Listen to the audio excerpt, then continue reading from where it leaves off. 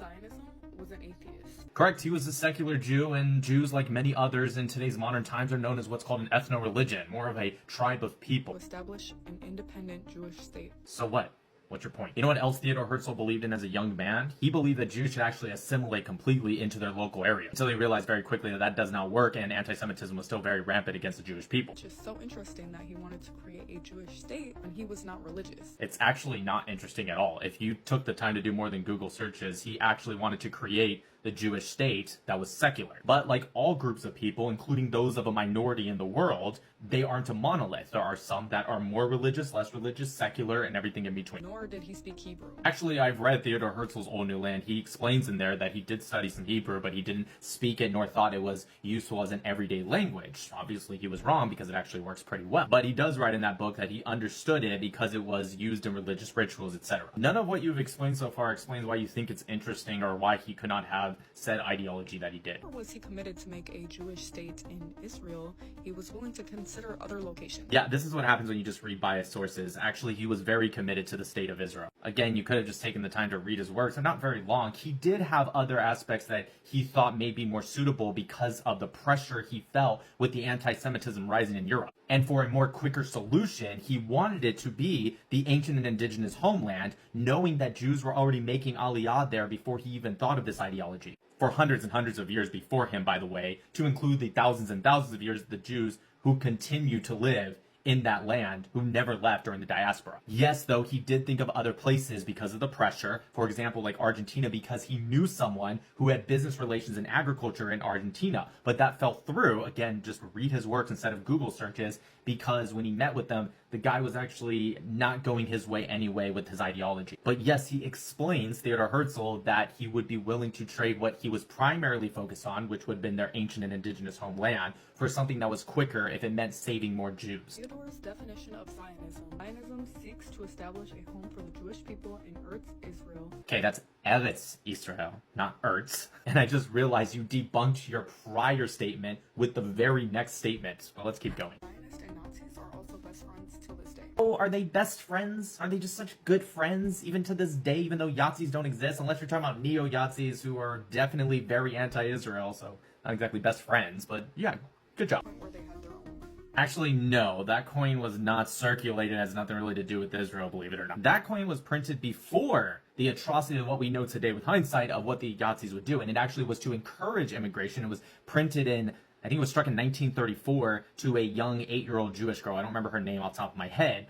And the coin was to encourage immigration to their ancient indigenous homeland, Eretz Israel. On the swastika side was actually had nothing to do with a Jewish person. It was actually someone who was part of the Yahtzee party, again, before the atrocities and extermination camps. He was a German man who was actually friends with a Jewish person. So the coin was printed to tell a story about two Germans, one Jewish, one not, who was actually friends, and to talk about the possibility to save the Jews of the extreme rising anti-Semitism that was happening again before the atrocities of what we knew to be true of the Yahtzee party. Again, if you're going to stick with just Google searches and not actual text, just do a little bit more. The Havara Agreement was an agreement between the Nazi Germany and the Zionist German Jews. Yes, the Havara Agreement, the other thing that you guys Google very little about and don't learn about. Yes, also in 1933, before the atrocities that we knew to be true. I understand with hindsight it's hard to see, was an agreement. The agreement was a desperate plea that actually was trying to save more Jews of the rising anti-Semitism that they saw. Again, put your mind in 1933, not with the hindsight of 2024.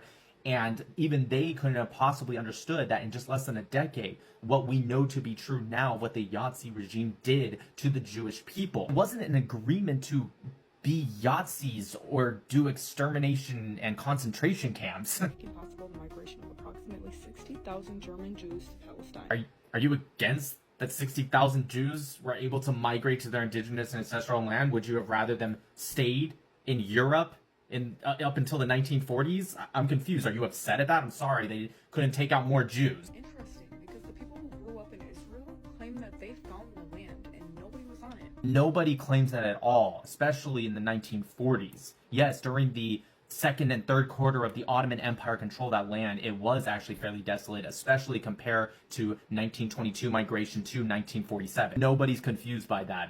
Again, just read a little bit more than just Google searches. Mark Twain visited during the last quarter of the Ottoman Empire control of that region and said that you can go 10 miles without seeing 10 people, and you have to go to the north if you want to see that. The Ottoman Empire was not made up of these borders right here, nor did it really call it Palestine. They had different sunjacks. None of them were called the Sunjack of Palestine, by the way, and the northern sunjacks were by far the most populated. When Jews made aliyah to that land, even during the 1900s, they would go to Jewish settlements, not Arab ones. People talk about Palestine and Israel like they are two separate places. They are not.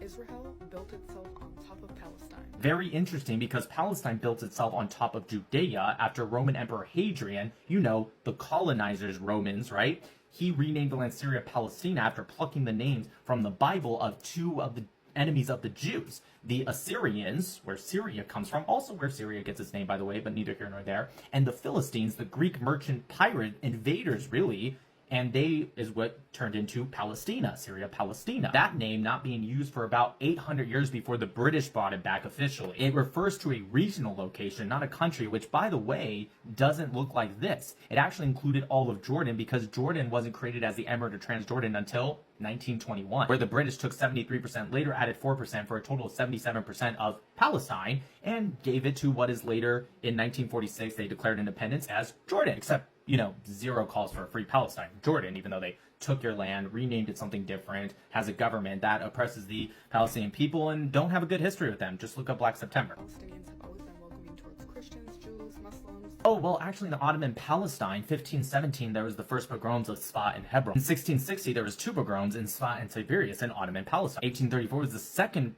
pogrom of Hebron in Ottoman Palestine. Also the pogrom of Sfa in Ottoman Palestine. Another attack in Sfa in 1838. 1847, there was an ethnic cleansing of Jews in Jerusalem in Ottoman Palestine. 1914, there was an expulsion of Jews of Ottoman Palestine. They're old enough to bear arms. 1920, there was the Arab massacres. 1920 to 1930, the Arab riots in Palestine. 1921, first Jaffa riot. 1928, massacres of Ikwan. 1929, third pogrom of Hebron. 1929, third pogrom of Sfa, where 63 Jews were slaughtered in one day. 1933, the Jaffa riots, the second ones. In 1936, the third Jaffa riots, where in just the first 2 years they slaughtered and targeted 510 Jews. In 1891, which is 6 years before Theodor Herzl's political Zionism that you mentioned, the Ottoman forces actually stopped all migration of Jewish people. Again, 6 years before political Zionism, and then later rounded up 7,000 Jews and forced them to march like the Trail of Tears to kick them out of the northern end of the country. And then during the Great War, they actually kick out about 34% of the entire Jewish population. Stop getting your research from Google. Just put in the work.